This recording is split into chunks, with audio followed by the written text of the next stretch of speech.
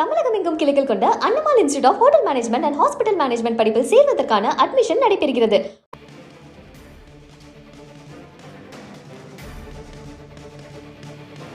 மதுரையில் சாலையோரம் கொட்டப்பட்ட மாட்டிறைச்சி கழிவுகளால் அதிர்ச்சி ஏற்பட்டிருக்கிறது. இது குறித்த கூடுதல் விவரங்களை வழங்குவதற்காக நமது செய்தியாளர் ஹரிகிருஷ்ணன் இணைப்பில் உள்ளார்.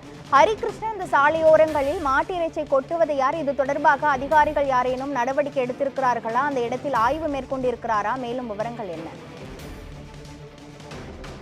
பக்ரீத் பண்டிகையொட்டி மதுரை இறைச்சி கடைகளிலே அதிக அளவில் விற்பனை நடைபெற்றது. நாம் பார்க்கக்கூடிய காட்சிகள் என்பது நெல்பேட்டை பகுதியில் இருக்கக்கூடியது.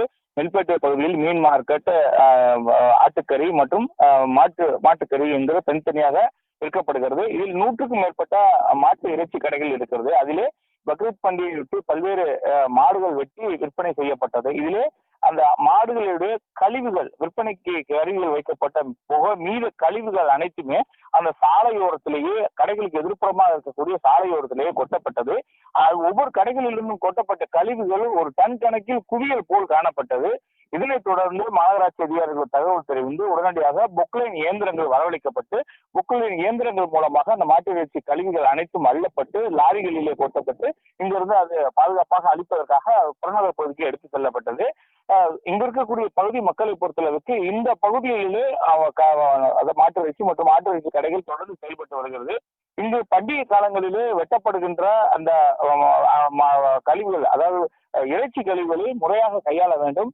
குப்பை தொட்டிகளிலே கொட்டுகிறார்கள். அதே நேரத்தில் வைகாட்டுக்குள்ளும் வைகாட்டுக்கு வெளியிலும் சாலையோரத்திலும் அவ்வப்போது கொட்டுகிற நடைமுறை என்பது தொடர்கதையாக இருக்கிறதாகவே ஒரு நீண்ட ஆய்வு செய்து அதற்கான வழிமுறைகளை கொண்டு வர வேண்டும். இங்க இருக்கக்கூடிய கழிவுகளை, இறைச்சி கழிவுகளை முறையாக அளிப்பதற்காக சுகாதாரத்துறை நடவடிக்கை எடுக்க வேண்டும் என்கிற ஒரு கோரிக்கையை முன்வைத்திருக்கிறார்கள். மேலும் மாநகராட்சி அதிகாரிகள் முறையாக இவர்களை கண்காணித்து இது குறித்து உடனடியாக ஒரு தொடர் நடவடிக்கை எடுக்க வேண்டும் என்கிற கோரிக்கையை முன்வைத்திருக்கிறார்கள். கிருஷ்ணவேணி, மாட்டிறைச்சியை கொட்டியவர்கள் மீது ஏதேனும் நடவடிக்கை எடுக்கப்பட்டிருக்கிறதா அல்லது அவர்களுக்கு ஏதேனும் ஆலோசனைகள் வழங்கப்பட்டிருக்கிறதா?